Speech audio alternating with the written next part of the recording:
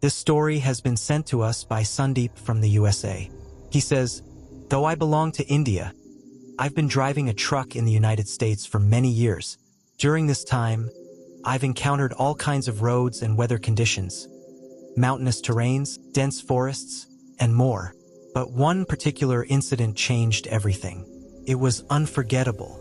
He continues, "I had stopped my truck to take some rest. I was in my cabin and had covered the windshield and side mirrors with sheets, as it was snowing outside. I decided to rest for a while. Lying inside the truck, I switched off all the lights and began to relax. Suddenly, I heard the sound of someone walking on the snow. It felt like someone was approaching my truck. What happened next was truly strange and chilling. This story is really gripping, so stay with me till the end. It will keep you hooked. I'm bringing many such real and shocking stories on this channel that you won't forget. So, let's get into my story. Hi, my name is Sandeep. I'm originally from India, but I've been driving trucks in the US for nearly 8 years now. One incident from my journey stands out, and I want to share it with you. The incident goes like this. I had left with my truck from the logistics company. My truck had 2 trailers attached. The route I usually take goes through forests and remote roads. I was well into my journey and had already left the city behind. The cold was intense, and I had the heater on inside the truck. I was alone on this trip because the trucks here are very powerful and fully automatic, so typically only one driver is assigned. Anyway, back to the journey. It was Ravadawai. I had to travel the whole day and night. It would have been better if there were motels along the way, like in Pakistan and India, where there are dabas on the roadside, and they're commonly referred to as motels there. We usually used to stop at those places to freshen up, eat something, and then continue our journey. However, it was my habit to rarely stop at such motels because we Indians are used to spicy food, and I didn't understand or like the food there. So, I had packed some food items with me. I preferred stopping at scenic spots during the night. At places where the scenery was beautiful, I'd pull over, prepare my food right in the truck, eat, rest for a while, and then continue driving. In this way, my passion for traveling was fulfilled, along with my profession. Now, the entire day had passed while I was on the road. I had entered an area where it was snowing heavily. Due to the snow and the slow speed of the truck, the journey had become even slower. However, the company had installed trackers in the trucks, so they were monitoring my route and were aware of the weather conditions. Still, there was no way to predict what might actually happen out there. We were just drivers, but we used to drive the truck like it was our own. Our company was a good one. It was now late at night, and the snowfall had intensified. Even the headlights weren't very effective because of the thick snow. I was already tired, so when I spotted a resting place, I parked the truck, thinking I'd eat something and get a bit of rest. I made makeshift curtains using sheets and covered the windshield and side mirrors, just like you'd draw curtains. The cabin was now completely sealed. Nothing could be seen from inside or outside. I heated some water and, due to extreme fatigue, decided to make and eat Maggie. After preparing it, I sat down to eat. Let me tell you one thing here. The place where I had stopped was surrounded by a dense forest. But because of the snowfall, everything was so heavily covered that even under full daylight, the place would have looked terrifying, let alone at night. We were used to such things, or maybe I shouldn't boast, but it's true. In fact, I once spent 48 hours alone in a forest after my truck broke down. That was a terrifying place too, and I survived all alone. Well, that's another story I'll share with you some other time. It's not just us men. There are also women who drive trucks alone on these roads. Anyway, after eating Maggie, I lay down behind the driver's seat and started using my mobile, trying to relax. The atmosphere outside was so silent that even the slightest sound could be heard clearly. I couldn't sleep properly, partly because I was worried the truck might get stuck due to the snow. I had only 1 hour to rest. After that, I had to move the truck again. As I lay there in silence with the cabin lights turned off, I suddenly felt like someone was walking on the snow outside. At first, my mind didn't accept it, but when I listened more carefully, yes, there was indeed the sound of footsteps crunching on snow. The worrying part was, who could it be out here in the middle of a forest? As far as I knew, there shouldn't be anyone nearby. There was no population around, so who could it be? The second thing that scared me was that those footsteps were approaching my cabin. I didn't want whoever was outside to know that someone was inside. So, I just lay there silently, almost as if I had stopped breathing. The footsteps came very close to my cabin, and then something happened that nearly made my soul leave my body. My full attention was fixed on those footsteps, and suddenly, they stopped, right next to my cabin.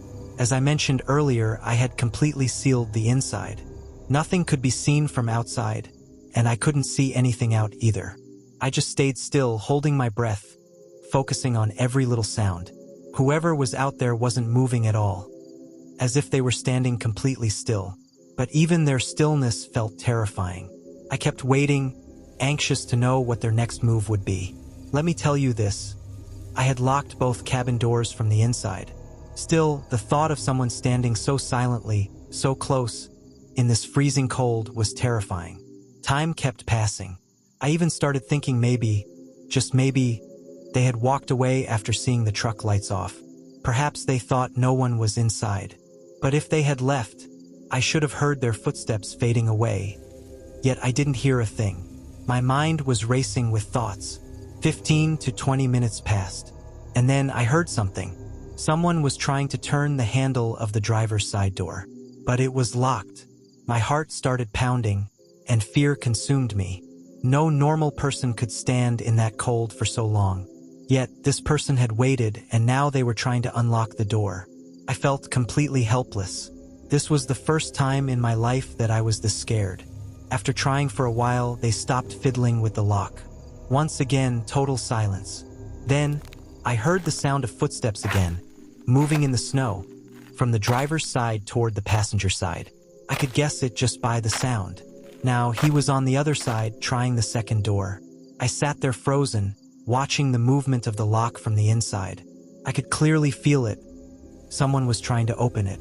I feared the lock might give way at any moment. After a few failed attempts, he stopped again. The same eerie silence returned. My ears strained for any sound. The stillness outside lasted a long time. I felt as if that person, or whatever it was still standing silently near my cabin. But the nightmare didn't end there. Now, I heard the sound of 2 more people walking in the snow from a distance. Remember, I couldn't see anything outside. I was only guessing from the sounds. The moment I heard those 2 more sets of footsteps, a new wave of fear washed over me. One threat hadn't passed yet, and now 2 more were approaching. Eventually, the 2 figures arrived near my cabin, where the first person was already standing. All 3 of them began talking among themselves. But the strange thing was, their voices didn't sound normal. It was like they were speaking in a fast, springy rhythm. And the language they were speaking, I couldn't understand a single word. Still, in that confusion, I caught on to one chilling detail. There was a man, a woman, and what sounded like a 10 to 12-year-old child. I started the engine and immediately made my move. I had to get the truck out of there as quickly as possible. If luck was on my side, I could pull it off. All I had to do was remove the snow from the front, start the truck, and drive away fast. Time was slipping through my fingers, and if I didn't act now, the truck would get stuck deeper in the snow. I couldn't afford to stop, not in a place like this. And now, I had my chance. Whoever or whatever they were, they had stepped away from the truck. I moved quickly, climbed into the driver's seat, and without making a sound or looking around, I pulled back the curtain, turned the ignition, and started the truck. I turned on the headlights, and in that moment, I saw them. In the distance, just at the edge of the light's reach, figures. But I didn't look too long. My focus was on getting the hell out of there. I threw the truck into gear, and that's when it happened. The gear wobbled. The truck wouldn't move. Panic hit me like a wave. The wheels were spinning, but I wasn't going anywhere. I looked up, and the figures, they had turned toward me. Slowly, step by step, they began walking toward the truck. I kept pushing the accelerator, trying to rock the truck out of the snow, but it wasn't budging. They were coming closer, and now they were in full view, caught in the glare of the headlights. It was real. A man, a woman, and a child. But they weren't alive. Their faces were pale, sunken, and rotting. Their skin looked decayed, their clothes shredded and stained. Blood covered their mouths, their noses, their entire faces. They looked like corpses pulled straight from a mass grave. They were just a few feet away when, suddenly, the truck jolted forward. It broke free. Without wasting a second, I slammed my foot on the pedal and drove past them. But just before I did, my eyes locked with theirs. The child waved at me, an innocent wave, as if saying goodbye. I sped off, but I couldn't stop looking in the side mirror. All three of them just stood there watching me go. No expression, no reaction, just staring. But it wasn't over. Not even close. The snowfall had become heavier, and visibility dropped to almost zero. I couldn't see a thing ahead. And just then, about 200 meters ahead, my truck hit a patch of black ice and skidded off slightly to the side of the road. It got stuck again. I tried everything I could to get it moving, but nothing worked. Now, let me tell you, there's a walkie-talkie in our trucks. I picked it up and called my base. I told them what had happened and that I was stuck. They checked my GPS coordinates on their system and confirmed my location. After a few minutes, they radioed back and told me there was a small workshop around 5 kilometers east of where I was. They were trying to reach the people at the workshop but hadn't been able to connect yet. They told me to try walking there, but I told them, nothing's visible here. The cold is unbearable. What I couldn't tell them was that whatever I'd encountered earlier didn't seem like something normal. Something told me this area wasn't right. Still, I realized I didn't have a choice. If I didn't act fast, the snowfall would bury the truck. And if that happened, I wouldn't survive the night. I had a feeling that if someone came looking for help, I'd be the one in trouble. So, I packed up, put on a jacket, grabbed a heavy-duty torch and a walkie-talkie, and went down to find the workshop myself. The problem was that I had to go back the same way I came, and there they were again, the same family, the husband, wife, and their son. I kept walking, and when I reached the location, I saw their footprints in the snow, leading toward that same path. That shook me, but at the same time I was curious to know who these people really were. Coincidentally, the footprints were leading in the direction I needed to go. I kept following them in the torchlight. You probably know how hard it is to walk in snow. It took me almost half an hour to cover the distance. During that time, I was coordinating with my base via the walkie-talkie to make sure I was heading in the right direction. They kept assuring me that I was on the right track. Then I saw it.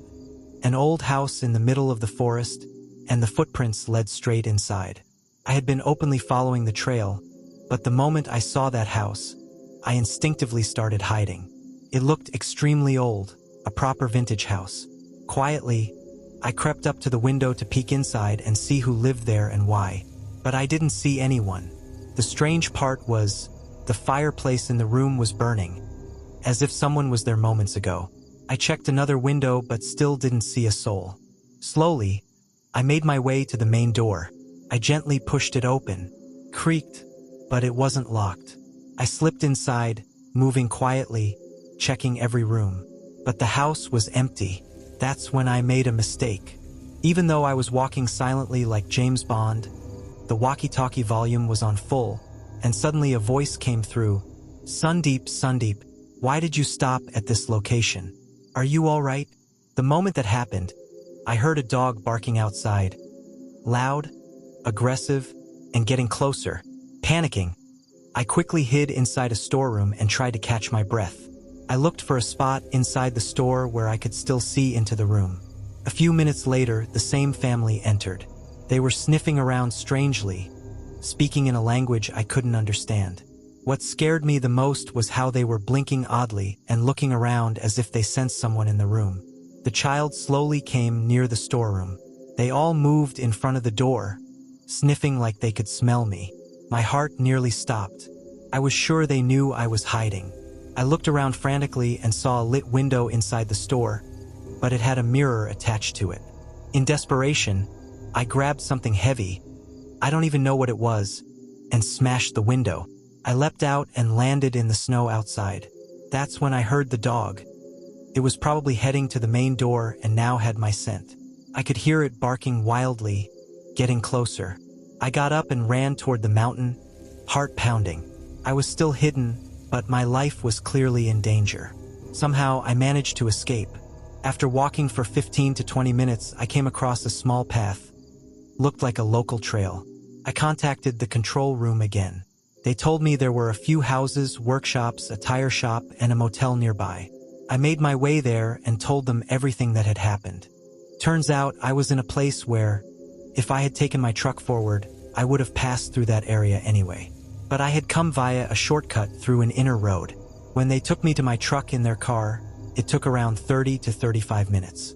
Seeing my condition, they offered me coffee, which I couldn't refuse in that freezing cold. Then they asked why I looked so scared. The family I was with, all of them worked at the workshop. Father, son, and daughters. When I told them the whole story, they said, "The place you went to is a haunted house.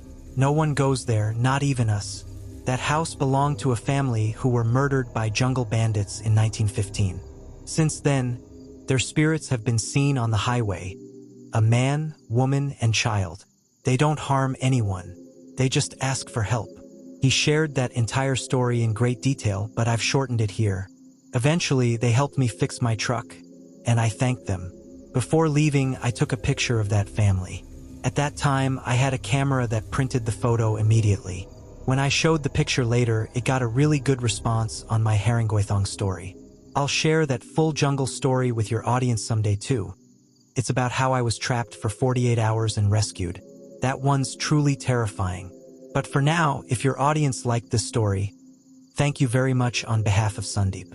And friends, if you've got a story of your own, please comment below and let us know how you like this one, so we can keep bringing you more. I hope you enjoyed today's story. If you did, don't forget to hit the like button. And if you're new to the channel, please subscribe.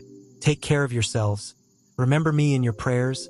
And until next time, with another spine-chilling story, Allah Hafiz.